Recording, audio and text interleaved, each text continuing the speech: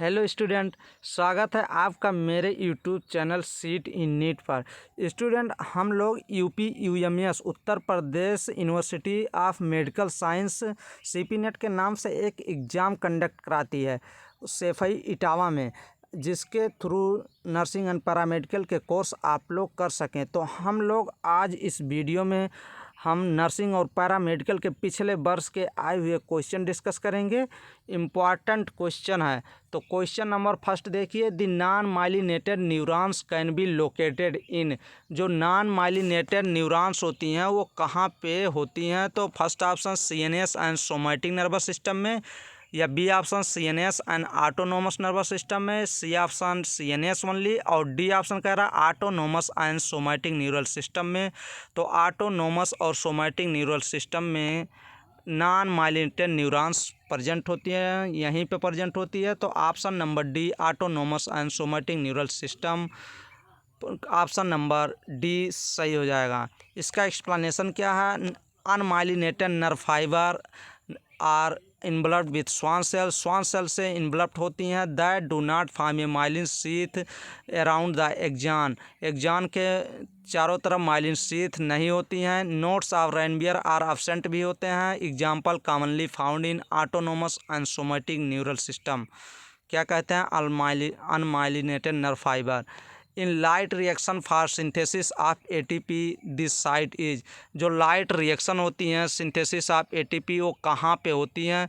तो इसमें कौन सा ऑप्शन? ऑप्शन नंबर फर्स्ट कह रहा है साइटोप्लाज्म में, ऑप्शन नंबर बी में stromal side of the thylakoid membrane, C option lumen side of the thylakoid membrane, D option inter membrane space में।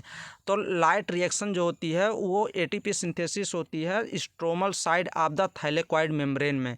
तो ऑप्शन नंबर बी सही करेंगे। इंपॉर्टेंट क्वेश्चन है।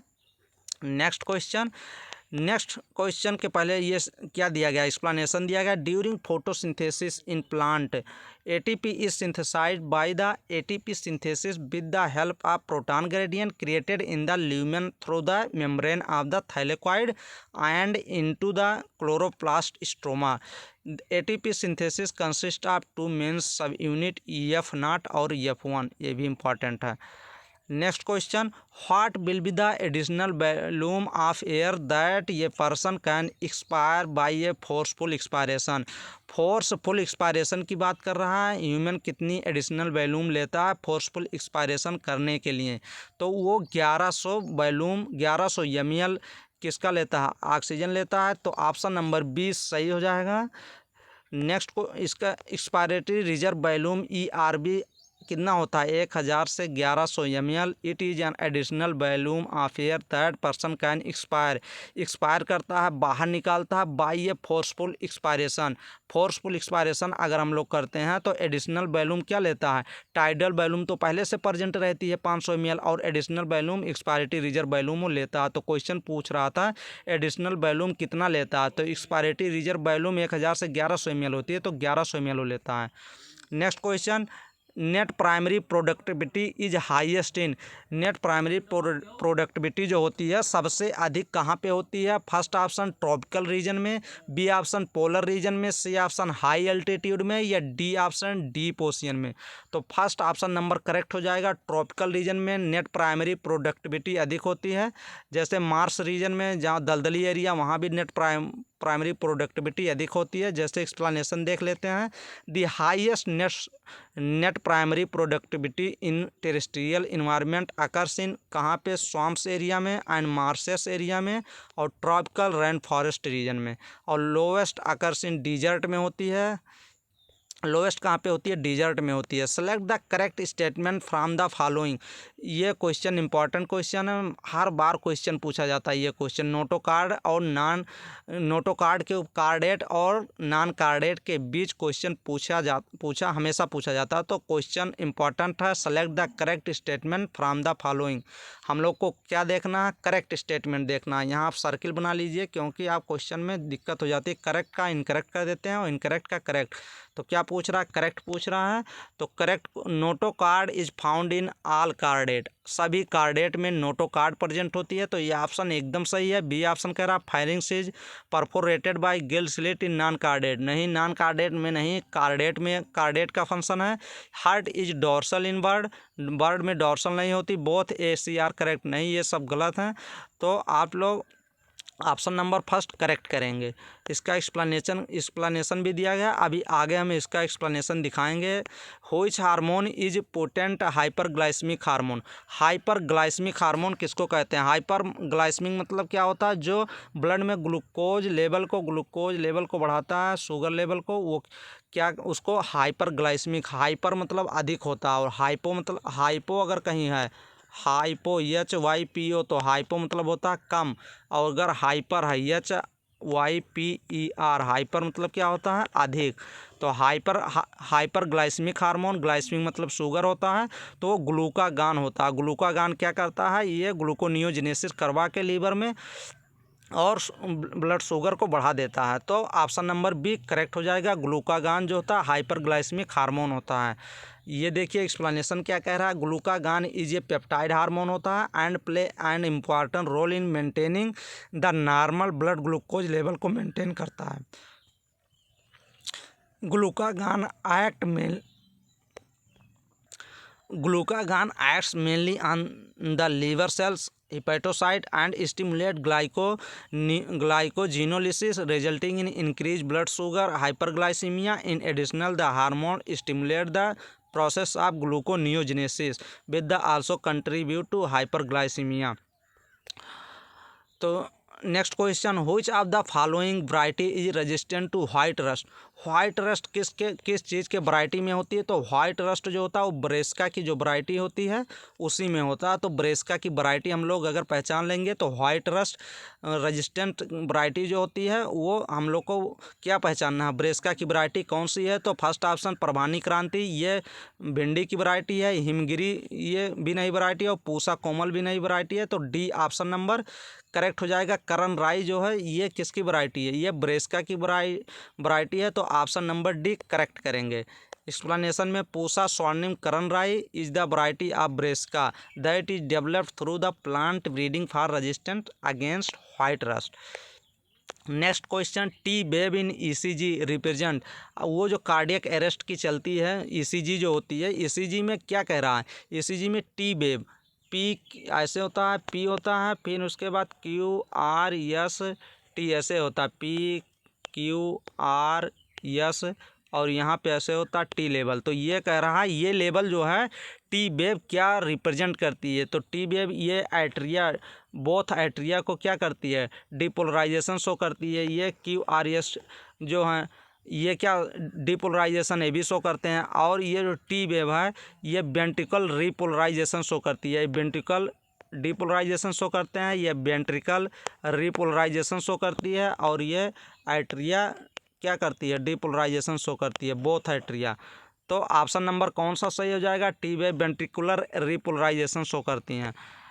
ये देख लीजिए, various wave are observe in normal ECG, normal ECG में various wave आती हैं। देख लीजिए पी वेव जो होता है ये रिप्रेजेंट करता है depolarisation of the atria which lead to the construction of both atria, दोनों एट्रिया। QRS कॉम्प्लेक्स क्या शो करते हैं? Depolarisation of the ventricle show करते हैं। और टी वेव तो उसमें दिया ही गया था, टी वेव क्या करते थे? वेंट्रिकुलर रिपोलराइजेशन शो करते थे। Next question, this symptom of allergy can be reduce by, अगर एलर्जी हो जाए तो वो सिम्टम को रिड्यूज कम करने के लिए कौन सा केमिकल इसमें इंपॉर्टेंट होता है? तो फर्स्ट एंटीहिस्टामाइन, बी एड्रेनालिन, या C steroid, D all of these. तो ये सभी चारों इंपॉर्टेंट होते हैं, तीनों जो केमिकल्स हैं इंपॉर्टेंट होते हैं। तो ऑप्शन नंबर डी करेक्ट लगाएंगे। The use of drug like antihistamine, adrenaline and steroid quickly reduce the symptom of allergy, allergy की जो सिम्टम होती है उनको तुरंत रिड्यूस कर देती है ये हाँ ये जो केमिकल हैं। Next question, which amino acid play a central role in nitrogen metabolism, इसमें से कौन सी अमीनो एसिड है जिसका इंपॉर्टेंट रोल होता है नाइट्रोजन मेटाबॉलिज्म में। तो नाइट्रोजन मेटाबॉलिज्म में first option glutamic acid, B option alpha ketoglutaric acid, C option aspartic acid दिया गया और डी ऑप्शन क्या दिया गया, एमिनेटेड कीटो एसिड दिया गया। तो ऑप्शन नंबर फर्स्ट लगाएंगे, ग्लूटामिक एसिड जो होता है ये अमीनो एसिड होता है, प्ले सेंट्रल रोल होता है नाइट्रोजन मेटाबॉलिज्म में। तो glutamic acid is the first amino acid है ग्लूटामिक एसिड। ये भी क्वेश्चन पूछता है, to be synthesised in nitrogen metabolism. Next question, which of the following organism possess characteristic of both plant and animal. Very most important question कह रहा है animal और plant के दोनों कैरेक्टर कौन से इसमें से ऑर्गेनिज्म है जो बोथ कैरेक्टर होता है, प्लांट का भी एनिमल का। तो first option paramecium, B option mycoplasma, C option euglena और डी ऑप्शन बैक्टीरिया दिया गया है। तो ऑप्शन नंबर सी इग्लिना भी है। इग्लिना फोटोसिंथेसिस, सनलाइट के प्रेजेंस में फोटोसिंथेसिस भी करते हैं। अगर सनलाइट नहीं रहता तो छोटे छोटे ऑर्गेन्स को इनगल्फ कर लेते हैं। Euglena is an connecting link, important है, ये भी क्वेश्चन पूछा जाता है। इग्लिना ये कनेक्टिंग लिंक बिटवीन किसके बीच, प्लांट और एनिमल के बीच। तो यहाँ से एक क्वेश्चन बनता ही है। मिक्सोट्रॉपिक न्यूट्रिशन शो करते हैं, ये भी क्वेश्चन पूछता है। इग्लिना कौन से न्यूट्रिशन ट्रॉपिक शो करते हैं, तो मिक्सोट्रॉपिक शो करते हैं। In the presence of sunlight carry out photosynthesis due the pigment present होता है in it and absence of sunlight की जब एब्सेंट होती है तो कैरी आउट होलोजोइक न्यूट्रिशन ये शो करते हैं एंड इनगल्फ स्मॉल पार्टिकल को इनगल्फ कर लेते हैं। Maximum volume of air that can be inhaled exhaled after forceful inhalation is term as, मतलब फोर्स एकदम आप फोर्स लगा के जब सांस लेते हैं तो ये कह रहा है maximum volume of air that can B exhaled after अधिक, तो आप कितना वॉल्यूम मैक्सिमम निकाल सकेंगे तो उसको क्या कहते हैं, वाइटल कैपेसिटी कहते हैं। A option total lung capacity, B option vital capacity, C option expiratory volume और डी ऑप्शन क्या कह रहा है, फंक्शनल रेसिडुअल कैपेसिटी। तो ऑप्शन नंबर बी सही हो जाएगा, वाइटल कैपेसिटी। वाइटल कैपेसिटी किसको कहते हैं, it is the maximum volume of air that a person can inspire करता है, लेता है आफ्टर फोर्सफुल एक्सपायरेशन। अगर हम लोग फोर्सफुल एक्सपायरेशन मतलब इंस्पायरेशन निकाल दें तेज़ी से, और कितनी तेज़ी से जो ऑक्सीजन लेते हैं उसको क्या कहते हैं, तो उसको वाइटल कैपेसिटी कहते हैं। Soma clonal variation occurs during, soma clonation जो वेरिएशन होता है वो अकर्स ड्यूरिंग किस दौरान होता है, एप्लीकेशन ऑफ कॉल्चिसिन में, इरिडेशन विथ गामा रेज में, tissue culture, D option hybridisation. Tissue culture में सोमा क्लोन वेरिएशन देखने को मिलता है, तो ऑप्शन नंबर सी करेक्ट हो जाएगा। Soma clonal variation is defined as genetic variation observe among the progeny of plant regenerated from somatic cell से culture in vitro. कौन सा culture, in vitro culture. although theoretically all plant originated from somatic cells should be cloned, number of observation have indicated this not case, this phenomena is variation to prove हो जाती है ये तथ्य। The entire important very most important question हर बार exam में पूछा जाते हैं और पूछा भी गया है। ये क्या है, ये डिफिनीशन ही है किसका, जर्म प्लाज्म का। तो दी इंटायर कलेक्शन, किसका इंटायर कलेक्शन, या प्लांट हो या सीड्स हो, having all the diverse alleles for all genes in given crop is called, उसी को जर्म प्लाज्म कहते हैं। Germplasm option number B correct हो जाएगा। इसको आप डिफिनीशन के रूप में याद कर लीजिए, इंपॉर्टेंट क्वेश्चन है।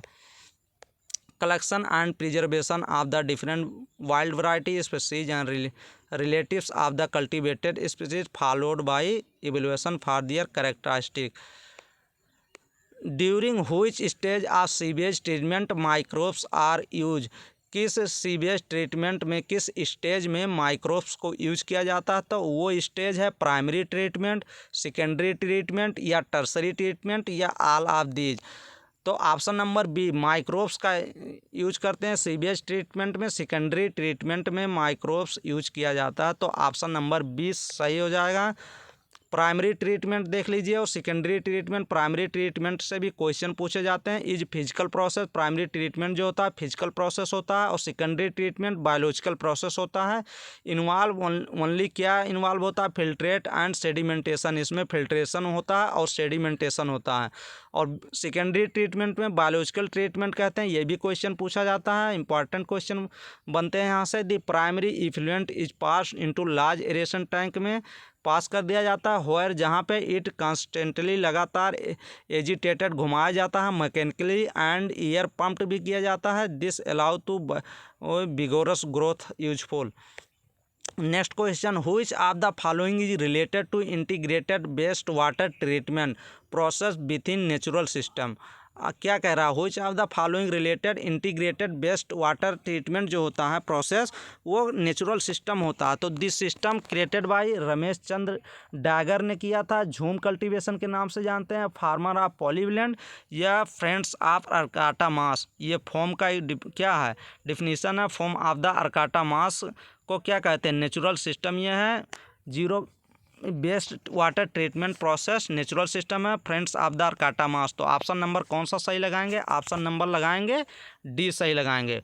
और इसका एक्सप्लेनेशन क्या है, waste water including sewage can be treated in integrated manner by utilizing mix of artificial and natural process.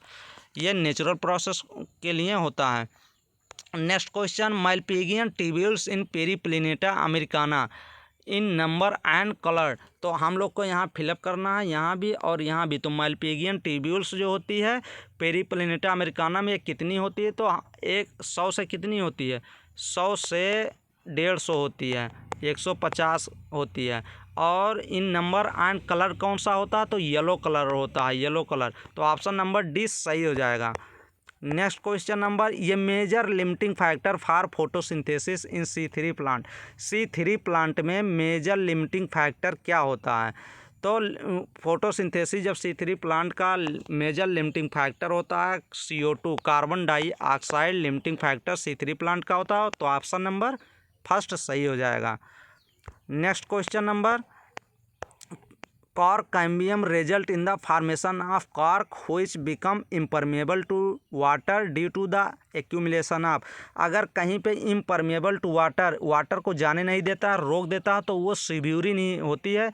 सिब्यूरिन एक वैक्सीन है, वही रोकती है वाटर को। तो cork cambium result formation of cork which become impermeable to water, किसके accumulation से water impermeable हो जाती है। तो ऑप्शन नंबर 20 सिब्यूरिन सही हो जाएगा।